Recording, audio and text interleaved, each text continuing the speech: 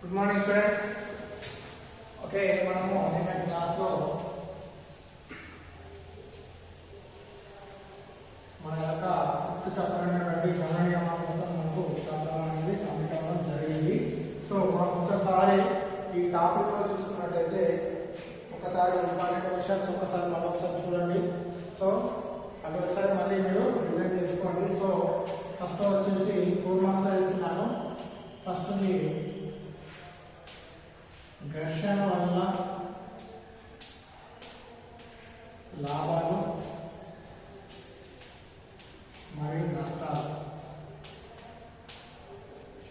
ఓకేనా? 4 marks very very important.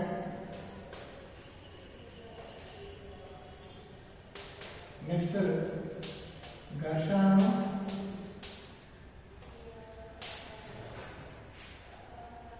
తగ్గించే పద్ధతులు.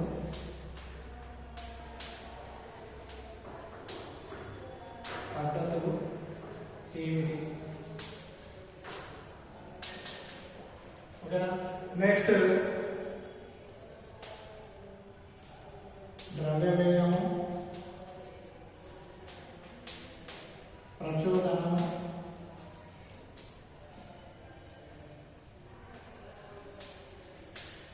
ద్రవ్యవేగము, ప్రచోదనము, రేఖీయ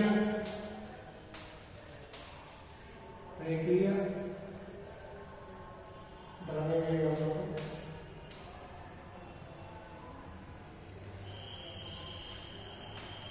సమీకరణాలు తెలిపి వివరించండి. నెక్స్ట్ లాంగ్ రోలర్ని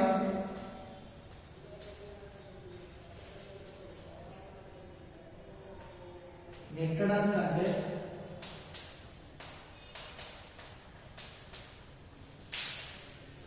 లాగడం తేలిక. లాగడం తేలిక ఎందుకు? ఓకేనా? సో నెక్స్ట్ దొర్లుడు ఘర్షణ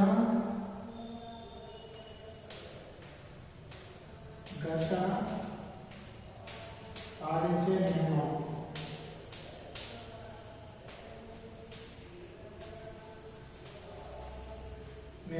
సో ఈ 5 మెయిన్ మార్కింగ్లో ఇంపార్టెంట్. ఓకేనా? 4 మార్క్స్ మనం చాలా క్వశ్చన్ మిగతా కూడా ఉన్నాయి 4 మార్క్స్. వీటి మీద మనము ఎక్కువ కాన్సెప్ట్ ఆల్రెడీ ఇందులో మనకు యాక్చువల్లీ FE ఈక్వేషన్ కూడా ఉన్నది. సో అది మనకు న్యూటన్ లాస్ తీసేసింది కాబట్టి సో ఇది కూడా మనకు అంటే ఇస్తాడా అనేది డౌట్ కాబట్టి దీన్ని మనం చెప్పుకున్నాం. కానీ ఈ వీటి మీద మాత్రం కదా, ఎందుకంటే న్యూటన్ 3 నియమాలను మనం తీసేసాం, first law, second law, third law. So FE equation ఎంత వస్తుంది? న్యూటన్ సెకండ్ లా వస్తుంది కదా. సో ఈ FE అనేది కూడా మనకు ఆ న్యూటన్ సెకండ్ లా మనం తీసేసింది కాబట్టి అందులో కిందకి వచ్చేస్తుంది. కానీ ఇందులో ఉన్నటువంటి మనకున్న ఇంకా టాపిక్ వచ్చేసి ఈ ఘర్షణ టాపిక్ లో మనకు ఇంపార్టెంట్. ఘర్షణ వల్ల లాభాలు నష్టాలు మరియు ఘర్షణను తగ్గించే పద్ధతులు. మనలో ఘర్షణ రకాలు ఉన్నాయి అన్న. దొరుకుడు ఘర్షణ ఎక్కువ ఉంటుందో ఒక్కోసారి ఘర్షణ రకాలు అడుగుతారు. సో ఇది లేదా నెక్స్ట్ ఘర్షణలో రకాలు. ఘర్షణలో ఎన్ని అవి వాటి గురించి చెప్పండి. సో ఈ విధంగా సో ఇటువంటి క్వశ్చన్లు అనేది మనకు 4 మార్క్స్ మనకు చాలా సార్లు అయినటువంటి క్వశ్చన్లు.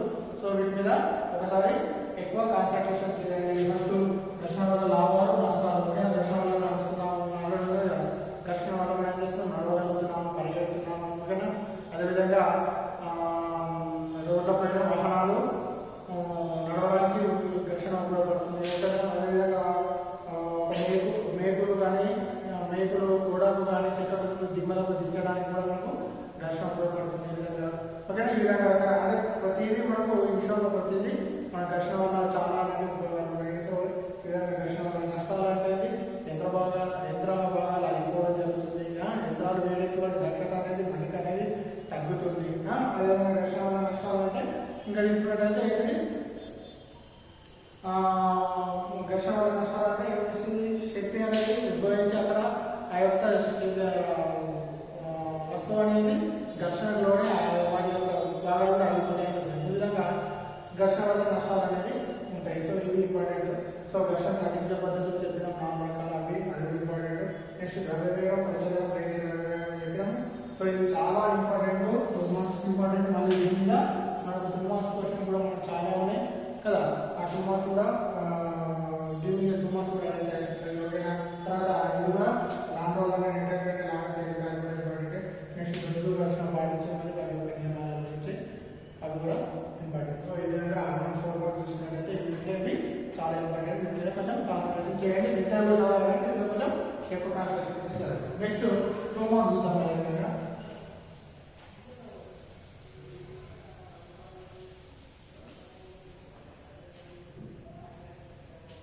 నెక్స్ట్ ఫస్ట్ వస్తువు భారం పెంచిన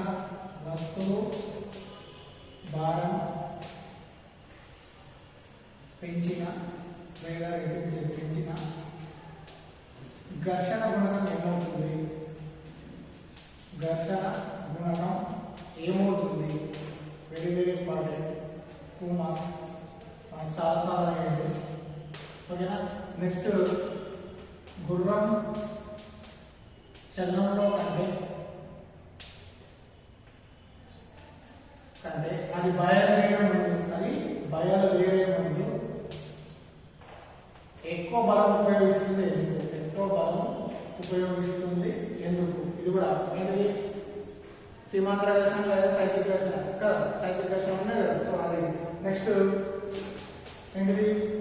మళ్ళీ నెక్స్ట్ క్వశ్చన్ వచ్చేసి గాలి నిండి ఉన్న టైర్ కంటే గాలి నిండి ఉన్న చక్రం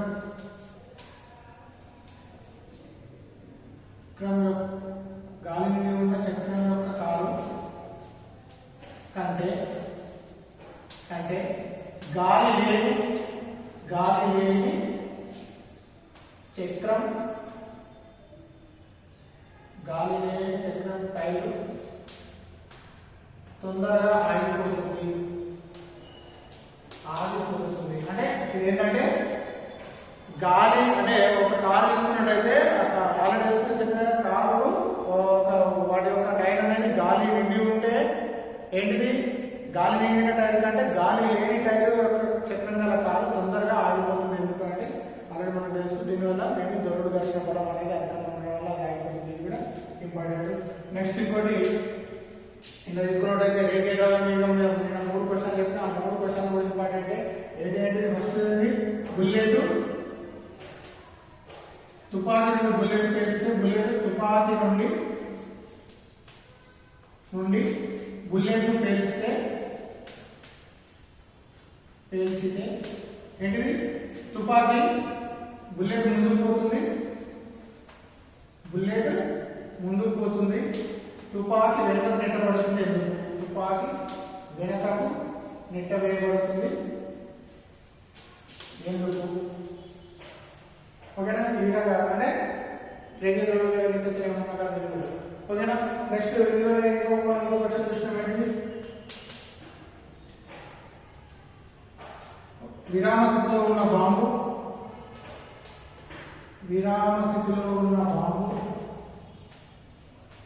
2 ముక్కలుగా పేలితే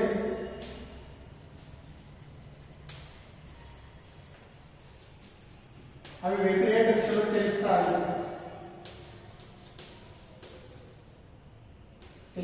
ఎందుకు? ఇది కూడా మాకు వెరీ వెరీ ఇంపార్టెంట్. నెక్స్ట్ ఇంకోటి ఒకే కిలో బరువు గల తుపాకీ అండ్ బరువు తక్కువ గల తుపాకీలో బరువు లేని తుపాకీ వెనుకకు ఎక్కువ వేగంతో నెట్టవేయబడుతుంది. బరువు గల తుపాకీ తక్కువ వేగంతో నెట్టవేయబడుతుంది. ఎందుకంటే ఇది కూడా మనం నేర్పుకున్నాం. ఆ వేగంగా చూసుకోండి. సో ఈ విధంగా ఇంట్లో కూడా ఇది మా మోస్ట్ ఇంపార్టెంట్ 2 మార్క్స్. ఇంకా విధంగా 32 క్వశ్చన్స్ కూడా ఉన్నాయి. అలా 2 మార్క్స్ ఆల్రెడీ నోట్స్ ఇస్తారు కాబట్టి ఈ యూనిట్ నోట్స్ కూడా ఇస్తాను కాబట్టి అది చూసుకోండి. ఇది మోస్ట్ ఇంపార్టెంట్ 2 మార్క్స్. అందులో 4 మార్క్స్ ఏంటంటే మనకు కంపల్సరీ 2 మార్క్స్ ఇస్తే మనకు 6 మార్క్స్ అనేది రావడం జరుగుతుంది. కాబట్టి ఒకసారి దీని మీద మీరు ఓకేనా కాన్సన్ట్రేషన్ అనేది చేయాలి. సో ఓకేనా. అది 4 మార్క్స్ 2 మార్క్స్. నెక్స్ట్ మనం ఈరోజు కొత్త యూనిట్ ప్రారంభిద్దాం. సో ఇక్కడ మనకు 8 మార్క్స్ రావడం జరుగుతుంది. ఓకేనా. ఈ 8 మార్క్స్ అనేది రావడం జరుగుతుంది కాబట్టి సో కొత్త యూనిట్ అనేది స్టార్ట్ చేద్దాం. ఆ స్టార్ట్ చేయడానికి ముందు మీకు మన అయిపోయిన నిన్నటితో అయిపోయిన యూనిట్లో ఉన్నటువంటి కొన్ని 2 మార్క్స్ 4 మార్క్స్ చాలా ఇంపార్టెంట్ క్వశ్చన్స్ అనేది ఇవ్వడం జరిగింది. ఓకేనా?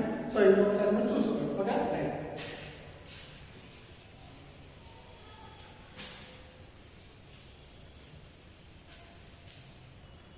నెక్స్ట్ యూనిట్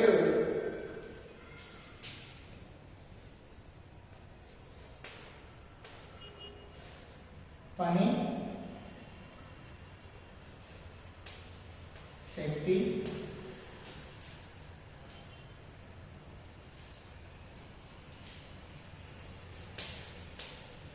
సామర్థ్యం. పని, శక్తి, సామర్థ్యం. మన కొత్త యూనిట్ వచ్చేసి పని, శక్తి, సామర్థ్యం. ఓకేనా? సో ఈ పని, శక్తి, సామర్థ్యం అంటే మన యూనిట్లో మనం ఫస్ట్ ఆఫ్ ఆల్ సో అంటే మనం చేసే పని యొక్క మన శక్తి మరియు సామర్థ్యం వాటి అంటే అవి ఏంటి మన ఈ విధంగా ఎందుకంటే మనకు కంపల్సరీ మనకు 8 మార్క్స్ క్వశ్చన్ అనేది రావడం జరుగుతుంది. కంపల్సరీ దగ్గర ఎన్ని మార్క్స్ ఉంటే మనకు 8 మార్క్స్ అనేది రావడం జరుగుతుంది. సో ఫస్ట్ మనం ఈ టాపిక్లో పోయేటప్పుడు సరే పని అంటే ఏంటి, శక్తి అంటే ఏంటి, మన సామర్థ్యం అంటే ఏంటి మనం తెలుసుకుంటాం. ఆల్రెడీ మనం పని అంటే మీరు రోజు వాడకబోతున్నాము మీ ఇంట్లో ఏదైనా మీ మమ్మీ మీ మదర్ కానీ ఫాదర్ కానీ ఏం చేస్తే ఏం చెప్పినా కానీ మీరు పని అని చేస్తున్నామని మన వాడక భాషలో ఓకే అంటారు.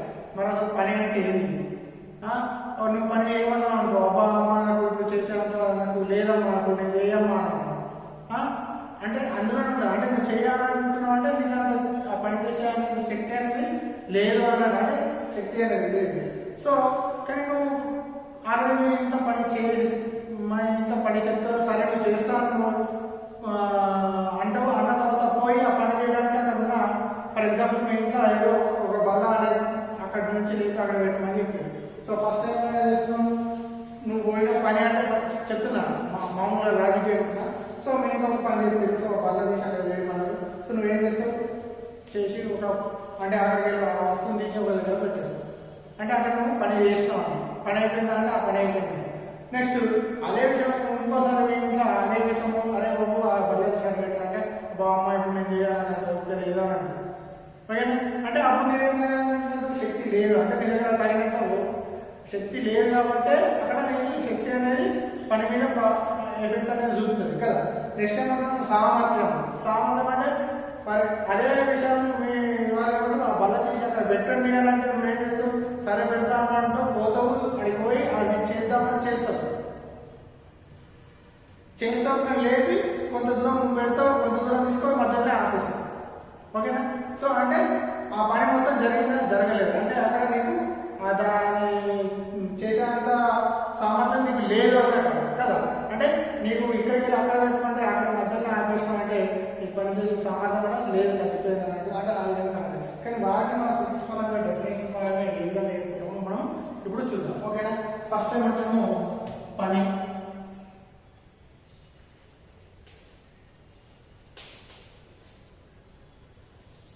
దీన్ని డబ్బుతో సిస్టమ్ బాగా అంటాము. ఓకేనా? సో పని వచ్చేసి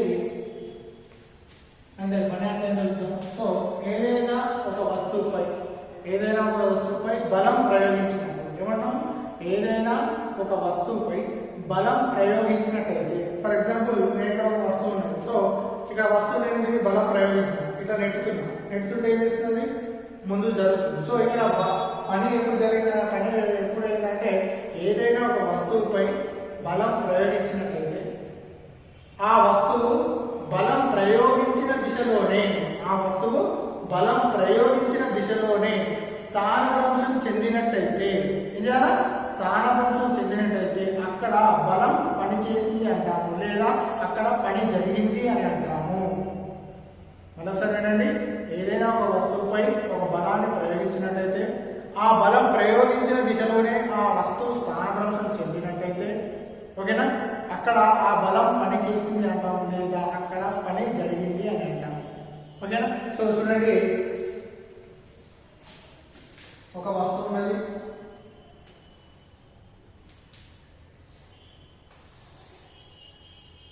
సో ఇక్కడ కొంత ఫోర్స్తో నువ్వు నెట్టుతున్నావు కదా.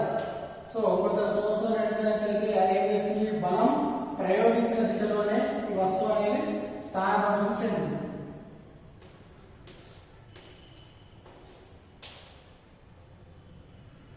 సో ఇక్కడికి స్థానాంశం చెందింది. సో అప్పుడు ఏమంటామంటే ఈ అంటే బలం ఇక్కడికి మనం వెళ్తే ఫోర్స్ అనేది బలం అనేది ప్రయోగిస్తే ఈ బలం ప్రయోగించిన దిశలోనే ఈ వస్తువు అనేది స్థాపించడం జరిగినట్టయితే ఇక్కడ ఏమంటున్నాము పని జరిగింది అని అంటున్నాము. అంటే W is equal to పని is equal to F into S. F into S అంటే F ఇవి రెండు ఒకే దిశలో ఉండాలి. ఇవి రెండు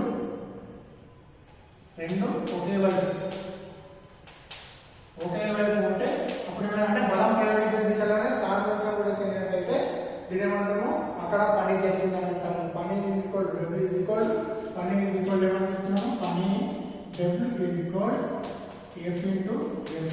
ఓకేనా? సో ఇవి రెండు సరిసారు. సో F ఇంటూ S అదే దీన్ని ఇంకో రకంగా పని దీన్ని ఏమంటారు అంటే W ఈజ్ ఈక్వల్ టు పని Fs cos theta. So cos theta అంటే ఇక్కడ theta అనేది F మరియు S ల మధ్య కోణం అవుతుంది. F S ల మధ్య కోణం. ఫర్ ఎగ్జాంపుల్ ఫోర్స్ ఈ విధంగా ప్రయోగించినట్లయితే స్థానాంతరం ఈ విధంగా చెందినట్లయితే సో ఇక్కడ చేసే కోణం ఏమైతుంది cos theta ఇక్కడ అదే W ఈక్వల్ ఏమని రాస్తాము Fs cos theta అనేది గా రాస్తాము.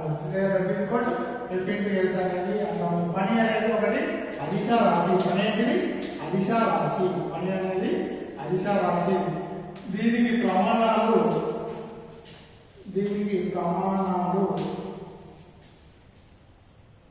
జౌల్స్. SI దీనికి SI ప్రమాణాలు ఏమైతే జౌల్స్.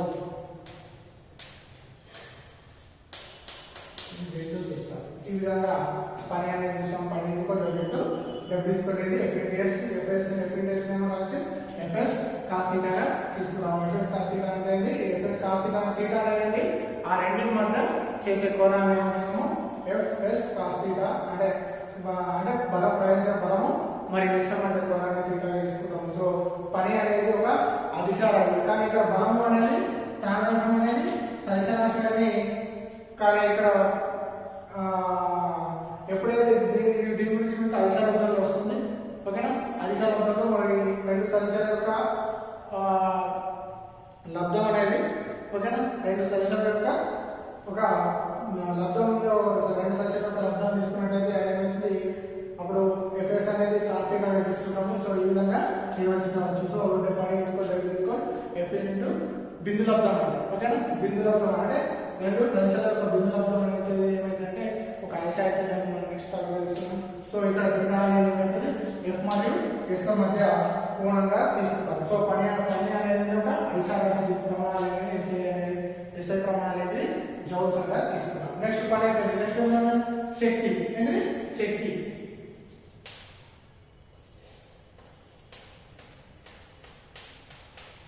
మరి శక్తి అంటే ఏంటంటే పని చేయగలిగే స్తోమతనే ఏమంటాము పని చేయగలిగే స్తోమతనే లేదా దారుణ్యాన్ని పని చేయగలిగే స్తోమతనే లేదా దారుణ్యాన్ని ఏమంటున్నాము శక్తి అంటున్నాము. పని చేయగలిగే స్తోమతనే లేదా దారుణ్యాన్ని ఏమంటున్నాము శక్తి అంటున్నాము.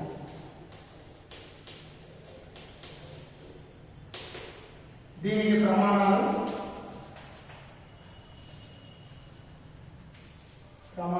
జౌల్. దీని కూడా ప్రమాణం ఏంటి జౌల్స్. దీని కూడా ప్రమాణాలు ఏంటి జౌల్స్. ఎందుకంటే చూడండి పని అంటే తెలుసుకున్నాం కదా అంటే ఒక వస్తువుపై బలం ప్రయోగించినప్పుడు ఏం చేస్తున్నాము ఆ ప్రయోగించిన బలం ఎట్లా ఉండాలా మనం ప్రయోగించిన బల దిశలోనే ఆ వస్తువు మనం ప్రయోగించిన బలంలోనే ఆ వస్తువు స్థానాంతరం చెందినట్టయితే అక్కడ పని జరిగిందా ఉంటాము లేదా ఆ బలం పని చేసింది అని అంటాం. కాబట్టి దాన్ని పని తీసుకోండి దేంతో గతితో చూస్తాం. కాబట్టి Fs తీసుకున్నాం cos theta అంటాం. ఈ theta ఏంటంటే అక్కడ రెండింటి మధ్యలో కోణం అవుతుంది. ఇది అదిశ రాశి ప్రమాణం జరుగుతుంది. ఆ శక్తి అంటే ఏమంటున్నాము పని చేయగలిగే స్తోమతనే నీకు ఆ పని చేయాలంటే కొంచెము నువ్వు ఇప్పుడు నీకు ఫర్ ఎగ్జాంపుల్ చిన్న ఒక బల్ల లేపమను, కానీ నువ్వు పక్క ఉన్నావు అంటే నువ్వు దాన్ని లేపేంత నీకు దారిద్ర్యం లేదు కదా, స్తోమత లేదు. సో దాన్ని స్తోమత లేదా అంటే పని చేయగలవలసి ఉన్నటువంటి మనకు ఉన్నటువంటి స్తోమత లేదా దారిద్ర్యాన్ని అంటున్నాము శక్తి అంటున్నాము. శక్తి కూడా దీని కూడా ప్రమాణాలు చదవాలి. ఎందుకంటే ఏ వస్తువుకైనా ఆ వస్తువులో ఉండే శక్తి ఎట్లుంటుంది, పని రూపంలో ఉంటుంది కాబట్టి వస్తువులో ఉండే శక్తి, ఒక వస్తువులో ఉండే శక్తి ఎట్లుంటుంది, పని రూపంలో ఉంటుంది కాబట్టి పనికి ఉండే ప్రమాణాలే మనకు శక్తిని తీసుకుంటాం. కాబట్టి శక్తి కూడా మనకు ప్రమాణాలు ఏంటిది జౌల్స్ అనేది తీసుకోవడం జరుగుతుంది. ఓకేనా. నెక్స్ట్ మనకు ఇంకోటి ఏముంది, పని, శక్తి, నెక్స్ట్ సామర్థ్యం. ఓకేనా, సామర్థ్యం చెప్తాం.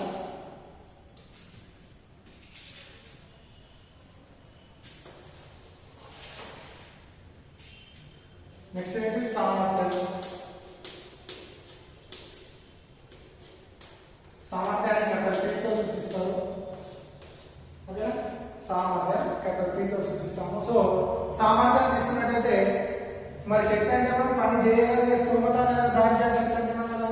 సో సామర్థ్యం అంటే పని చేయగలిగే రేటునే, పని చేయగలిగే రేటునే ఏమంటున్నాము సామర్థ్యం అని అంటున్నాము. ఇప్పుడు ఫర్ ఎగ్జాంపుల్ నువ్వు పని చేస్తున్నావు, ఎంత టైంలో చేస్తున్నావు, ఎంత కాలంలో చేస్తున్నావు, నీకు ఇచ్చిన టైం అయితే. ఇప్పుడు ఫర్ ఎగ్జాంపుల్ మీరు ఒక రన్నింగ్ పోటీలో ఉన్నారు. ఓకేనా. సో ఆ రన్నింగ్ లో మీరు గెలవాలంటే ఇంత టైంలో అక్కడికి రీచ్ కావాలి. సో ఆ రీచ్ కావాలంటే అప్పుడు మీ పని జరిగినట్టు. ఒకవేళ ఆ టైంలో మీరు రీచ్ కావాలి అంటే ఆ టైంలో మీరు రీచ్ కావాలనుకో ఆ పని జరగనంటే మీరు క్వాలిఫై కానండి. అంటే పని చేయగలిగే రేటునే, ఓకేనా, పని చేయగలిగే రేటునే ఏమంటున్నాము సామర్థ్యం అంటే సామర్థ్యం అంటారు. సామర్థ్యాన్ని చూస్తున్నాము P తో సూచిస్తున్నాము. సో సామర్థ్యము P ఇజ్ ఈక్వల్ జరిగిన పని బై కాలము, జరిగిన పని బై కాలము, జరిగిన పని బై కాలం. అంటే ఇప్పుడు ఎంత పని చేస్తున్నాం, ఎంత కాలంలో చేస్తున్నాం కదా. సో సామర్థ్యం P ఇజ్ ఈక్వల్ జరిగిన పని అంటే W బై T. సో సామర్థ్యం P ఇజ్ ఈక్వల్ సమీకరణం అంటే P is equal W by T. దీనికి ప్రమాణాలు, దీనికి SI ప్రమాణాలు వాట్ ఏమంటారు, వాట్ అంటారు. దీనికి SI ప్రమాణాలు అంటే వాట్ గా తీసుకుంటాము. సో ఈ విధంగా సామర్థ్యాన్ని అనేది తీసుకుంటాం. సో మనకు ఏంటి పని, శక్తి, సామర్థ్యము. సో ఓకేనా. పని అంటే ఇచ్చిన ఒక వస్తువు యొక్క ఇచ్చిన ఒక వస్తువుపై బలాన్ని ప్రయోగించినట్టయితే, ఓకేనా, వస్తువు లేదా వ్యవస్థపై బలం ప్రయోగించినట్టయితే, బలం ప్రయోగించిన విషయంలో వస్తువు సామర్థ్యం చెందిందంటే అక్కడ పని జరిగింది అంటాము, లేదా ఆ బలం పని చేసింది అని అంటాము. So W=F/S. ఈ FS ను W=F/S అంటే దీనిగా తీసుకుంటామంటే W ఒక FS స్థాయిగా తీసుకుంటాము. ఎందుకంటే పని అనేది ఒక అంశరాశి కాబట్టి ఇక్కడ తీటా ఏం చెప్తారంటే మరియు ఆ వస్తువు యొక్క స్థానాంశము మరియు అక్కడ ప్రయోగించిన బలాల మధ్య కోణాన్ని దొరుకుతుంది తీటా అనేది. సో దీని ప్రమాణాలు వచ్చేసి జౌల్.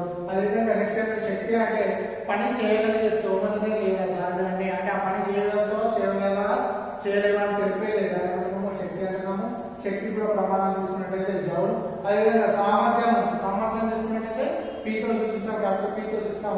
P అంటే సామర్థ్యం అనేది పని చేయగలిగే రేటునే, పని చేయగలిగే రేటునే ఇక్కడ. సో P అంటే సామర్థ్యం అనేది పని చేయగలిగే రేటునే ఏమంటున్నాము సామర్థ్యం అంటున్నాము. P ఇజ్ ఈక్వల్ అవుతుంది W బై T. సో ఇక్కడ P ఈక్వల్ అవుతుంది జరిగిన పనిపై కాలం అవుతుంది. So P equal W by T అవుతుంది.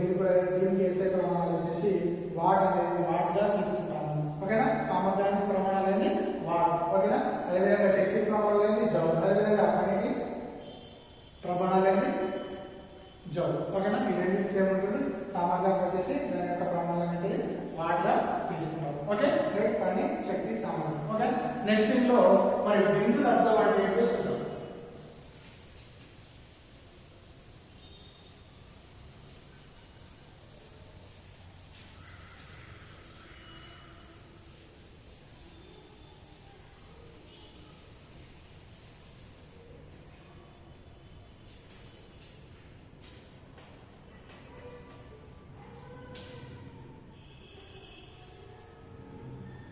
సో బిందు లబ్ధం అదిశా లబ్ధం అదిశా లబ్ధం అదిశా లబ్ధం. సో అదిశా లబ్ధం అంటే రెండు సదిశాల యొక్క బిందు లబ్ధాన్ని ఏమంటున్నామంటే అదిశా లబ్ధంగా తీసుకుంటారు అనేది. రెండు సదిశాల యొక్క బిందు లబ్ధాన్ని అదిశా లబ్ధంగా తీసుకుంటారు. మరి ఏ విధంగా తీసుకుంటారంటే రెండు సదిశాలు అదిశా లబ్ధం అంటే ఏమని చెప్తున్నాము, రెండు సదిశాలు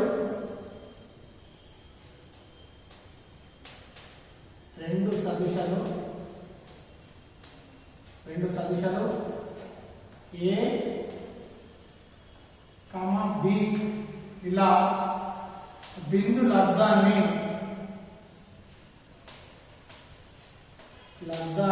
ఏమని రాస్తారంటే ఏ డాట్ బి గా రాస్తారు. ఏ డాట్ బి గా తీసుకుంటారు, దాన్నే తీసుకుంటారు. సో ఏ డాట్ బి అంటే ఏ డాట్ బి గా తీసుకుంటారు.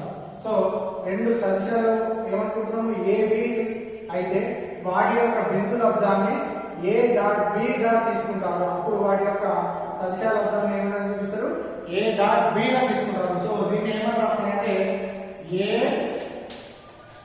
బి కాస్ థీటాగా తీసుకుంటారు. ఏబి కాస్ థీటాగా తీసుకుంటారు. దీన్ని బిందు లబ్ధం అంటారు. బిందు లబ్ధంలో అంటే రెండు సదిశాలు బిందు లబ్ధాన్ని ఏమంటారు, అదిశా లబ్ధం అంటారు. అదిశా లబ్ధం అంటే ఏ డాట్ బి తీసుకోండి ఏబి కాస్ థీటాగా తీసుకుంటాము. మరి ఏ బి మధ్య ఏంటి బిందు లబ్ధం అనేది సదిశాలు అయితే so A B cos theta అనేది మొత్తం మనము అదిశా లబ్ధం అనేది తీసుకుంటాము. సో ఈ యొక్క అదిశా లబ్ధంలో ఏ బి కాస్ థీటా అంటున్నాం కదా, ఏ కాస్ థీటా యొక్క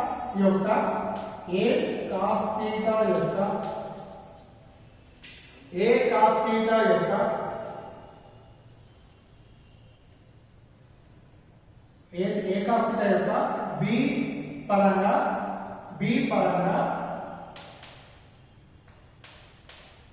పరంగా ఏ అంశం అవుతుంది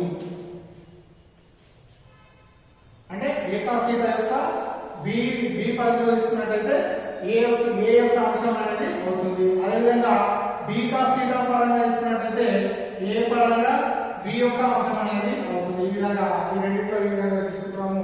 సో ఏ డాట్ బి ని ఏమంటున్నాము ఏబి కాస్ థీటాగా అనేది తీసుకోవడం జరుగుతుంది. సో దీన్ని ఏమంటున్నాము అదిశా లబ్ధము అని అంటున్నాము. నెక్స్ట్ మనకు ఈ అదిశా లబ్ధంలో మనం ఉపయోగించి బిందు లబ్ధాన్ని తీసుకున్నాం కదా. సో ఈ బిందు లబ్ధం అంటే ఏంటి, మరియు ఆ బిందు లబ్ధాల